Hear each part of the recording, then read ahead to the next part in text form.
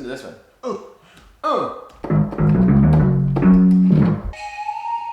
I don't think that was right. In today's video, I'm going to show you how I made some of my favorite parts in my song Where Did I Go? And anytime I do a production video like this, I'm going to try to walk a line where if you are a musician or a producer who found this video and you don't even know who I am, that's most people, I think there'll still be something here that can leave you with some inspiration or some new trick to try. And on the other side of it, if you are just interested in me and what I'm doing, you don't have to know anything about music production. This video is, made with you in mind. So with that said, let's jump into it. Hey, what's going on? If we are not already friends, hi, my name is Ben Crosswaite, and this is Ben and the Family Quest. This is my sort of personal now or never moment, 1,000-day commitment to just keep making things and putting them out into the world and seeing what happens. So this is the first video out here in my backyard shed. I'm gonna keep calling it a shed because that keeps the expectations nice and low, and then when people come out and see it, they're very pleasantly surprised. It's still unfinished, it's still very white, like it's an art museum with no art. It's still very hot, no AC unit and not even any fans running right now because it's too noisy for the video. So I apologize if you see little beads of sweat coming down. It's also pretty noisy and echoey, so sorry if the sound is a little weird. But all those apologies and stuff out of the way, really excited to be out here. It's a nice addition to our family life and to my creative process to have this space, so we're really excited.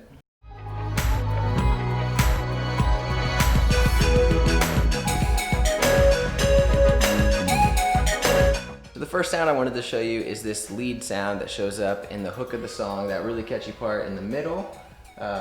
Really catchy if I do say so myself. In the early demos of this song, I actually had a different synth sound going on. It sounded like this.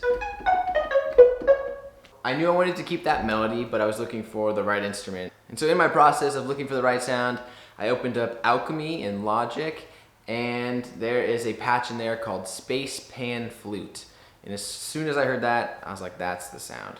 And so it's actually really easy if you own Logic to duplicate the sound. I didn't change the preset hardly at all. So the extra little secret sauce of this sound is using what's called the pitch bend wheel, what most keyboards have. So instead of just going like that, I can bend up to it. And you get all these in-between tones going on. It's just totally different vibe. So I'm actually liking this pitch bend sound so much that it's showing up in these other songs that I'm working on too. I think it might end up becoming one of my sort of signature sounds. Maybe it comes from the fact that I was a guitar player first and I always loved being able to bend something like a blues guitarist. It's a way to get to a note in a different way and add some extra flavor. And sometimes it even adds an extra depth of emotion when you're bending into things. You can make it sound more sad or more aggressive or more sexy. You get the Marvin Gaye bow bow bow bow. I don't think that was right, but you get the idea. So here's a video of me playing the part. You'll notice all the melody is played with the right hand, and then my left hand is down here on the pitch wheel, hitting all those bends.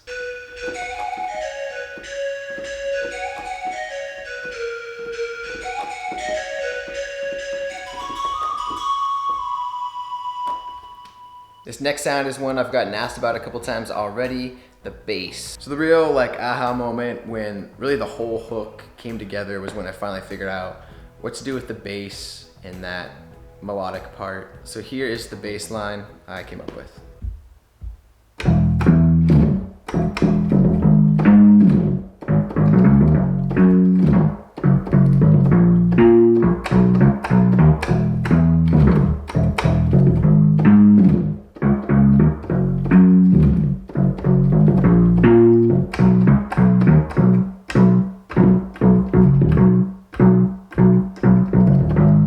So you might notice that one of the key elements of the bass line is that thing that every little kid does when they sit down on a keyboard, which is to just take all the keys and drag them down. So what I did, this song is in the key of B, which means that all the black keys are fair game. All the black keys fit in the song. So the framework for the bass line, when there's an E chord going on, it's E, E, low E, high E, slide. Just take my hand across those black keys and just drag them down really sloppily. and it kind of simulates like a bass guitarist sliding their hand down. So basically the bass line, I had that framework, low, high, slide, and then I would put these little fills in between the different chords. So like I bet there's some things on the recording that I don't actually remember exactly what I did, but I just kept recording it on a loop and then, you know, sliced in my favorite phrases. So it was like low, high, slide, low, high, slide.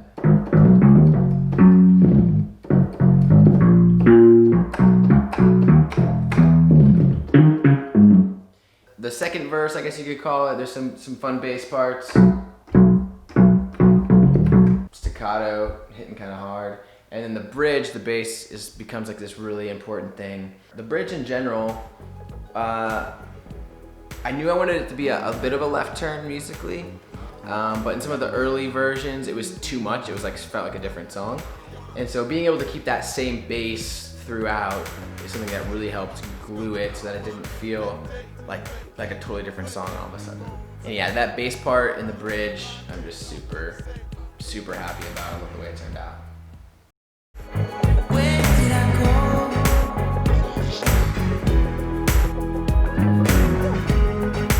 I don't wanna say hey, guitar settled up, you do too. I don't wanna play safe. So I've got a group in the session pulled up that I just called Bridge Shouts. It's 9 tracks and soloed just the drums in. The 9 tracks together sound like this.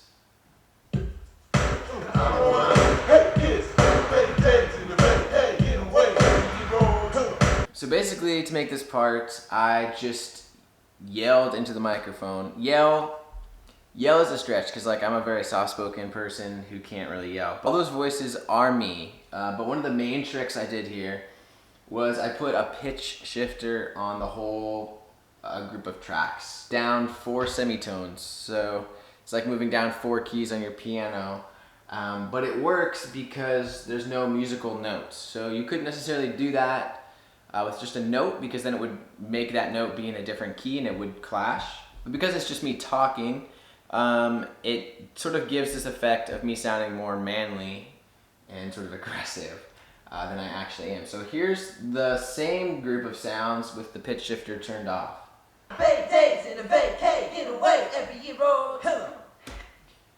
It doesn't sound awful, but it doesn't sound as aggressive, and you would have gotten more clashing between the lead vocal and my voice also yelling in the background. It just would have been a bit too much. Sort of 2 birds with 1 stone with the pitch shifting. It makes me sound bigger and more aggressive, and it helps separate the singing voice from the yelling voice.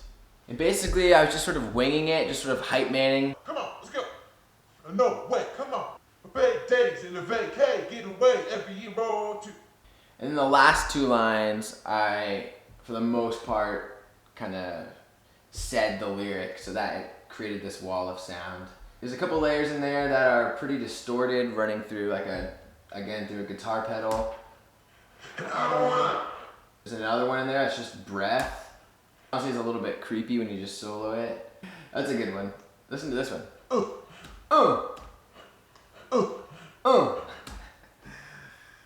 That's pretty funny.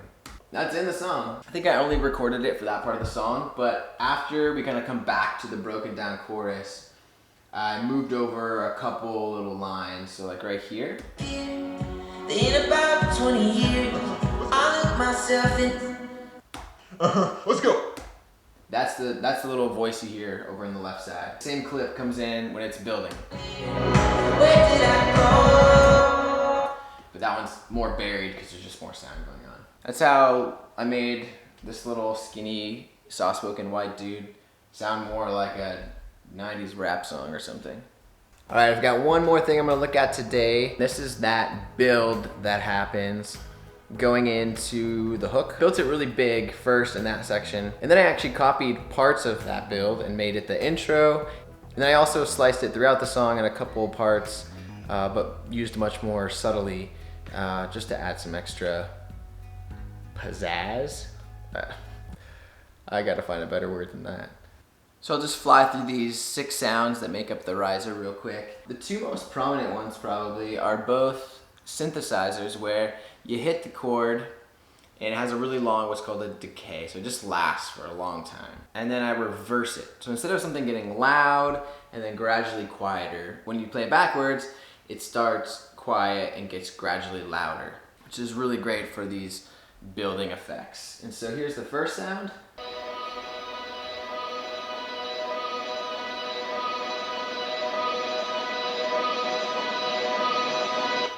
I'm just going 1, 2, 3, 1, 2, 3, 1, 2, 3, 1, 2, 3, 1, 2, 3, 1, 2, 3, and then I play it all backwards and it sounds like that.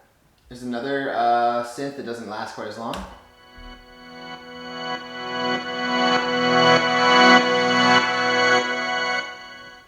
This one has a bend, a really slow bend.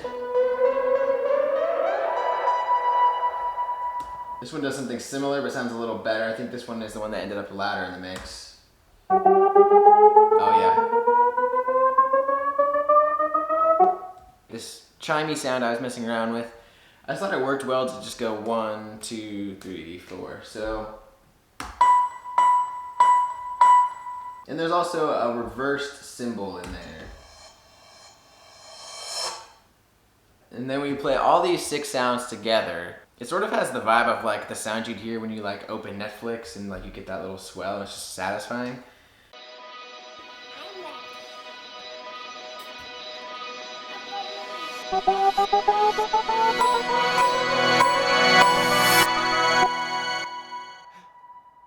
What did you think about that sound? Good. It was good? Uh-huh. I want to do another one. I think that's gonna do it. I hope that if you were here for musical inspiration, that you found something. I hope that if you were here just to hang out and see what I'm up to, that you enjoyed yourself. Thank you again for everyone who's been streaming this song. If you haven't heard it yet, make sure you check it out. Because this is sort of where did I go week here in my world, Friday's video is going to be, at least at this moment, is going to be a deep dive into the entire session of Where Did I Go.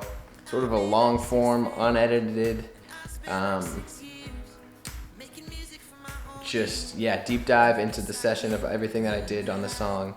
That one will definitely be more for like an acquired taste probably. And then hopefully on next Tuesday, we'll start to really establish a rhythm of what this thing is gonna be with new videos every Tuesday and Friday.